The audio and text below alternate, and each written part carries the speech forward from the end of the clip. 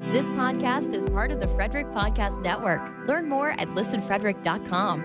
Welcome to the award-winning Rich in Life podcast. We're the podcast that dives deep into the true meaning of wealth. We're going beyond money. We're going into mindset, purpose, and the choices that shape our success. In each episode, we're going to bring you inspiring stories, expert insights, and the real conversation to help you build a life that's rich in every way. So get ready to elevate your thinking, embrace new possibilities, and unlock the wealth that truly matters. So sit back, tune in, and let's learn how to be rich in life.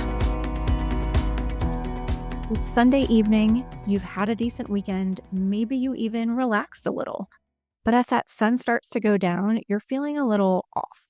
There's a heaviness that settles in, your stomach tightens, you pick up the phone, put it back down, and you just tell yourself it's just the week ahead. It's just Monday. It's just the schedule. But what if it's not? What if that feeling, that specific familiar Sunday night dread, is actually one of the most useful pieces of information your life is trying to give you right now? Welcome to Rich in Life. I'm Danielle Rizzo, and today we are diagnosing your Sunday nights. Let's start by naming all of this. We've all heard of Sunday dread, the Sunday scaries. It's real. The feelings are real and it is common, but it actually has a name in psychology. It's sometimes called the Sunday scaries, but I think that name really undersells it. Scaries sounds like it's just nerves. And what I'm talking about today goes deeper than nerves. I'm talking about that low grade but persistent feeling that something is genuinely off. There's a quiet unease that shows up right on schedule every single week. Research backs this up. There's a LinkedIn survey of over 1,000 professionals found that 80% of respondents, 80%, report experiencing Sunday dread. And the people who feel it most intensely aren't actually the struggling ones. They're usually the high performers. They're usually the ambitious ones, the ones who by every external measure seem to have it all together. And we've talked about that highlight reel. So if you're feeling this, that means you're actually paying attention. And that's where this kind of gets interesting because most people try to get rid of the Sunday dread. And I want you to actually listen to it and what your body is telling you instead. So there are 3 root causes. And in my experience, both personally and working with clients, the Sunday dread almost always comes from one of 3 places. Sometimes a combination, but let's walk through them. This is the most obvious one. Root cause number 1, misaligned work. You're dreading Monday because what you're walking into on Monday doesn't align with who you are or who you're becoming. Maybe it's a job that used to fit and now feels like a costume that you're wearing, right? Maybe it's a business you built that somehow became a cage. Maybe it's a role you said yes to before you knew what you know now. The dread here is your gut saying, this isn't it. And the longer you override that signal, the louder it's going to get.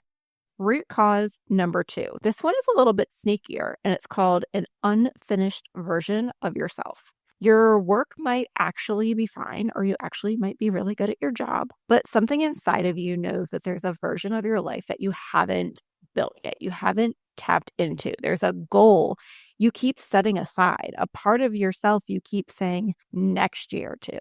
The dread on Sunday isn't actually about Monday. It's about the accumulation of postponed living. It's the feeling of time passing without movement toward what actually matters to you. And the third root cause is the one that nobody wants to admit, and it's a life built on should instead of want. Your life looks fine, objectively fine. Good job, decent routine, responsible choices, but somewhere along the way you built a life around what you were supposed to want, what everyone told you you were supposed to do, and you never actually stopped to ask whether actually what you want. The dread here in this one isn't about the week ahead. It's about that quiet feeling inside of you that you've been optimizing yourself and your life wrong. Now, I don't want to panic you, right? Having Sunday dread doesn't mean you need to blow up your life by Monday morning. It means that you have information. It means you have data. And what do we talk about data does? Data gives you action. And information is powerful if you actually use it, if you take action. Here's what I constantly see with driven people, with almost everyone who has come to me to work with me. And I've done this myself. They feel like the Sunday dread, they acknowledge it for about 30 seconds, and then they do one of two things. They either distract themselves with things like picking up the phone, turning on the TV, pouring another drink, or they just rationalize it away. Like, I'm just tired. Everyone feels this way. I just need a better morning routine. But then Monday comes and they perform, because high-functioning people are exceptional at performing. They hit the metrics. They're showing up, they're getting the bonuses, they're doing the things, and the dread just gets buried. We just shove it underneath that doormat, under the busyness of the week, right? Until Sunday, when it comes back like clockwork. There's a concept called emotional bypassing, and it's the tendency to skip over uncomfortable feelings rather than process them. It's called emotional bypassing. Feels productive, we're feeling strong. But what it actually does is it delays the reckoning, and the reckoning that gets delayed tend to arrive bigger. The Sunday dread that you are ignoring at 35 doesn't go away. It shows up at 45 as a midlife crisis, or burnout, or a decision that seems sudden to everyone around you, but it's been building inside of you quietly for a decade. So why don't we stop ignoring it and actually diagnose it? So I want you to do this exercise. Not right now necessarily, but do it on a Sunday when this feeling shows up. Grab a journal, grab a notes app, grab a napkin, I don't care. And answer these 5 questions as honestly as you can. When I think about tomorrow, what specifically comes to mind first? I really mean specific. Is it a meeting? Is it a person? Is it the commute? Is it a project you've been putting off? The answer usually points directly at the source, right? Okay, so that's question number 1. Question number 2, if that thing didn't exist tomorrow, would the dread go away?